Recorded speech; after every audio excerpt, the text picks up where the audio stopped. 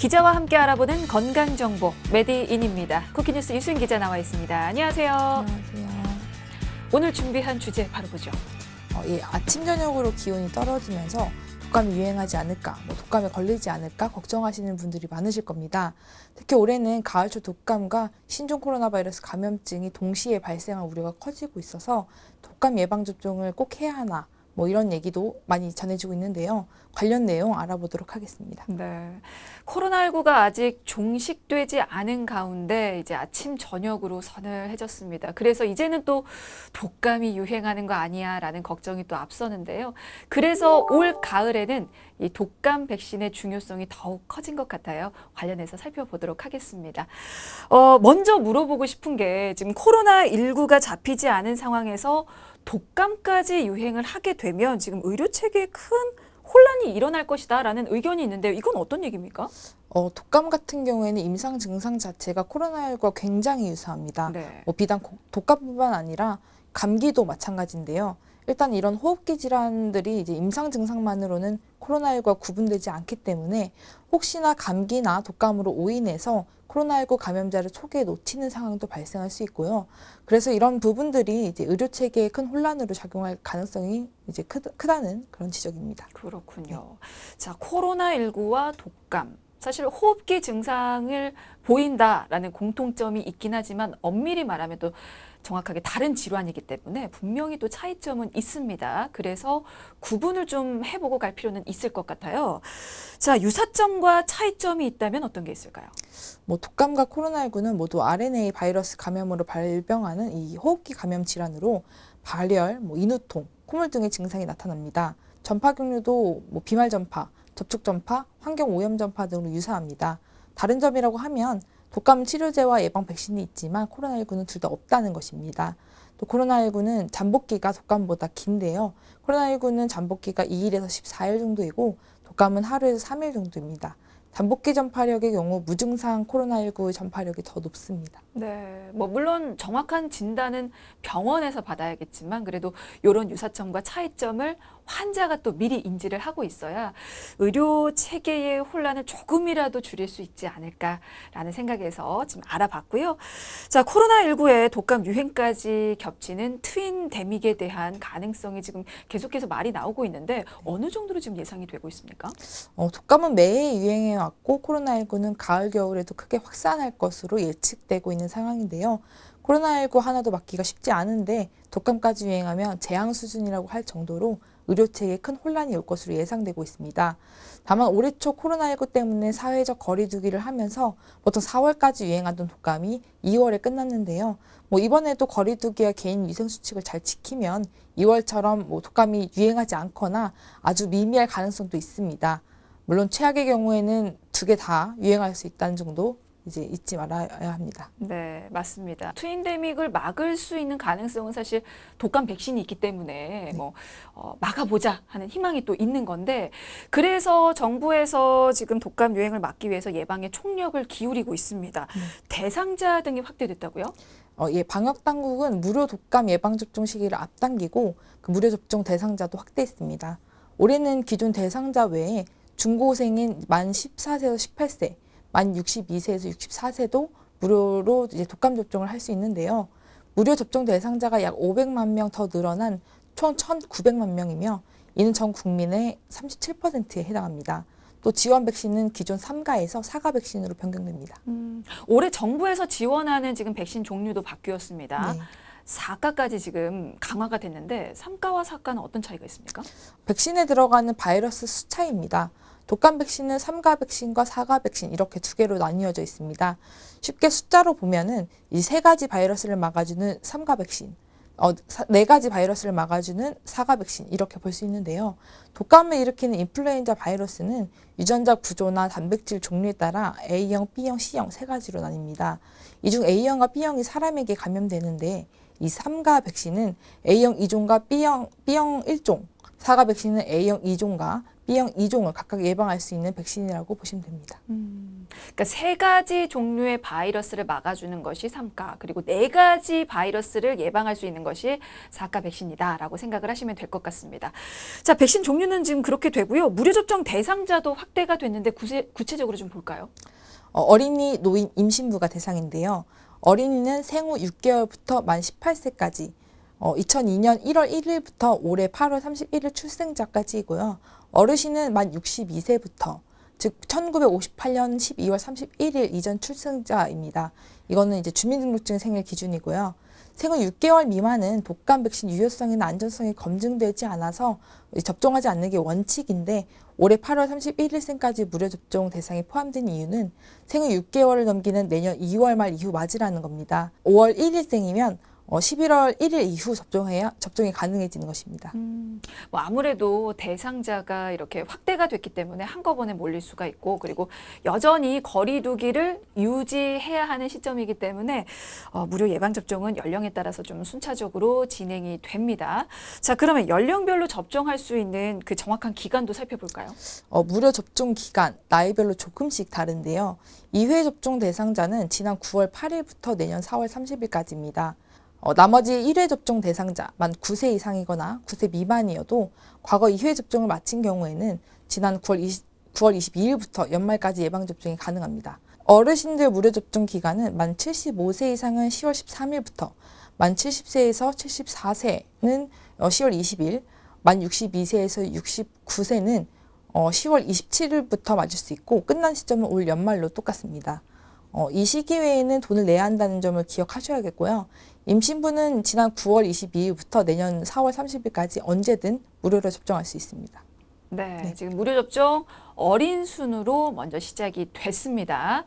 현재 62세에서 69세는 10월 27일부터 접종이 가능합니다. 날짜 꼭 먼저 확인을 해보시고 무료 접종 받으러 가셔야 될 텐데 이게 어디로 가야 하는 겁니까? 무료 접종 가능한 장소도 좀 알아보죠. 무료 예방접종을 제공하는 이 지정 의료기관 및 보건소는 전국적으로 약 1만여 곳이 있는데요. 예방접종 도우미 홈페이지 또는 앱에서 확인할 수 있고 주소지와 관계없이 전국 어디서나 선택해서 무료 접종을 받을 수 있습니다. 네, 그 밖에 올해 이 독감 예방접종을 할 때 알아두면 좋은 점은 어떤 게 더 있습니까?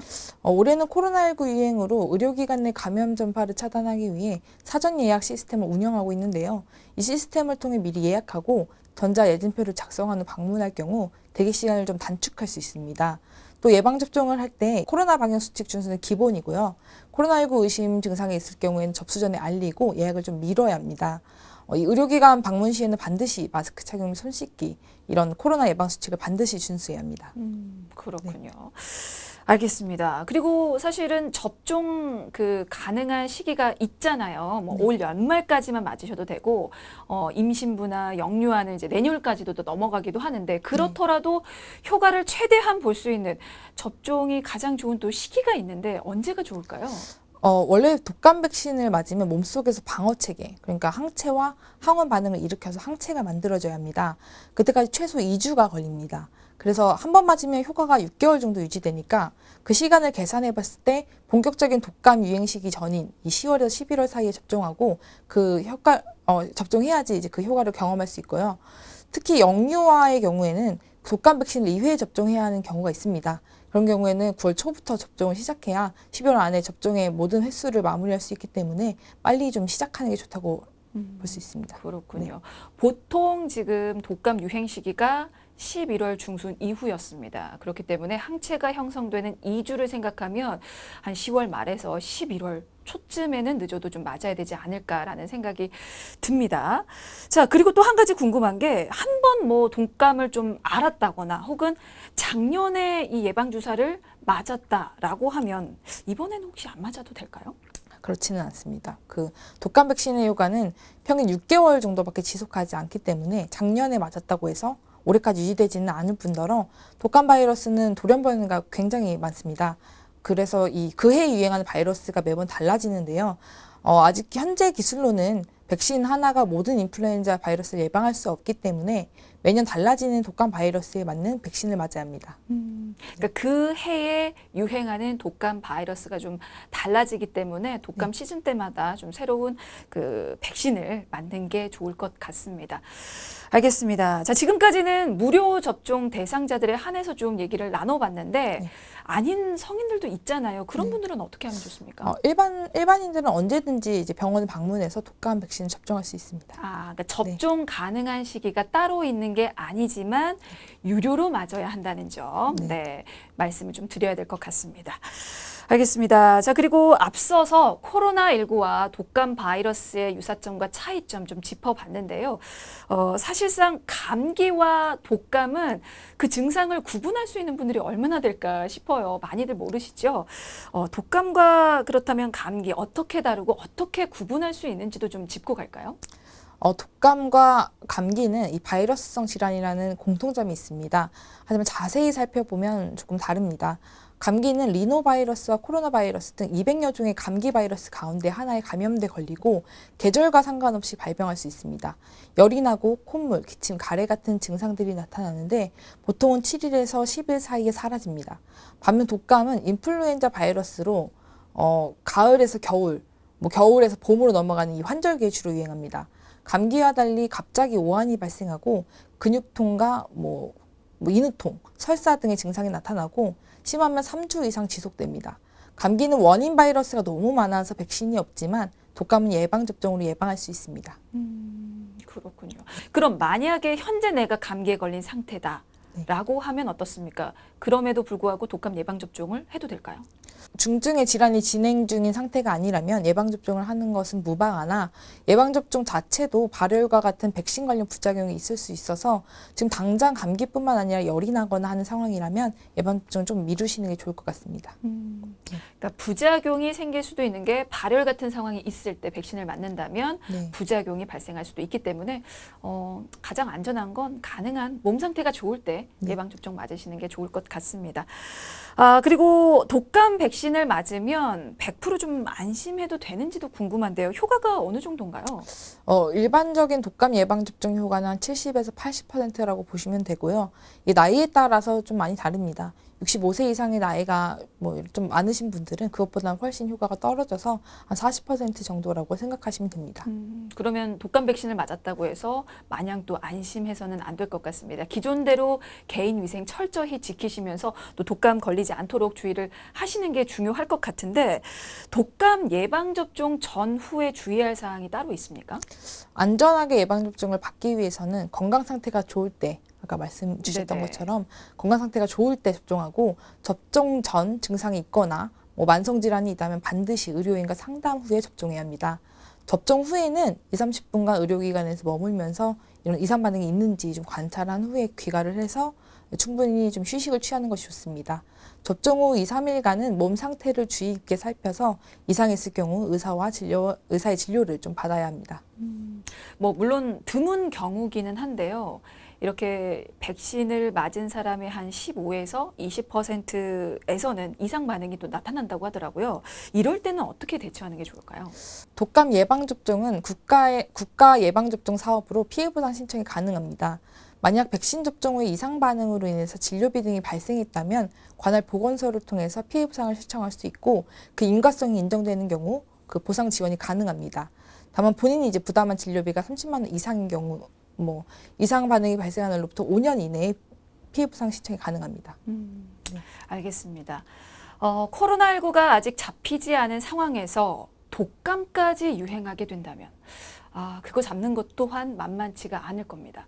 게다가 독감과 코로나19 두 질환이 증상이라든지 전염 경로가 비슷하기 때문에 진단과 치료에 있어서 혼란이 생길 수도 있죠. 그래서 정부가 무료 예방 백신 대상자를 확대하긴 했는데요. 꼭 무료 대상자가 아니더라도 올 가을에는 이 독감 백신 꼭 맞으시는 게 좋을 것 같은 것이요. 만일의 상황이긴 하지만 혹시 모르는 일이기 때문에 조심하고 미리 경계할 필요는 있겠죠. 다시 한번 힘을 모아주시면 좋을 것 같습니다. 자, 메디인 오늘은 여기서 마치겠습니다. 지금까지 쿠키뉴스 유수인 기자였습니다. 고맙습니다. 감사합니다.